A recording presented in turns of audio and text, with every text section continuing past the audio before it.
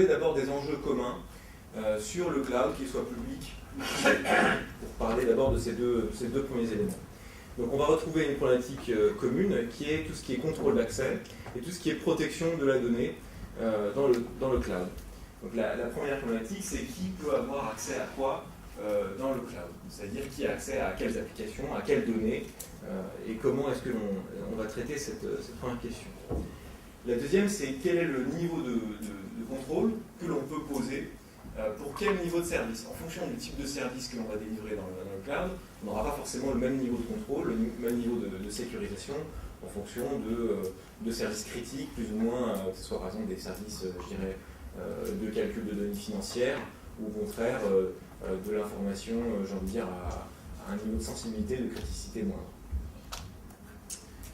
Quelle information et données va-t-on pouvoir partager? Effectivement, là aussi, la problématique, elle est de se dire que nous soyons dans un cloud public ou privé, j'y reviendrai après, quelles sont les informations que l'on souhaite partager, à qui, quelles sont les informations qu'on va garder dans le SI interne, quelles sont les informations que nous sommes prêts à mettre dans le cloud public ou dans une infrastructure partagée. Ça, c'est une problématique également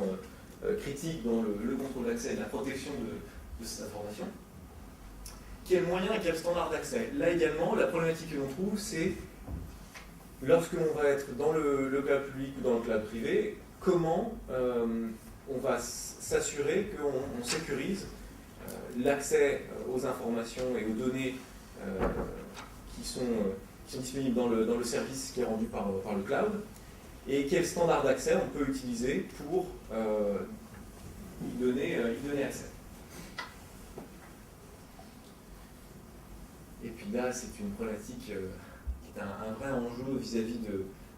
du SI interne, c'est comment est-ce que l'on va intégrer le contrôle d'accès à tout ce que l'on met dans le cloud vis-à-vis du SI existant. Comment est-ce qu'on va être capable de réutiliser l'existant, comment est-ce qu'on va être capable de s'intégrer à l'existant, aussi bien sur la problématique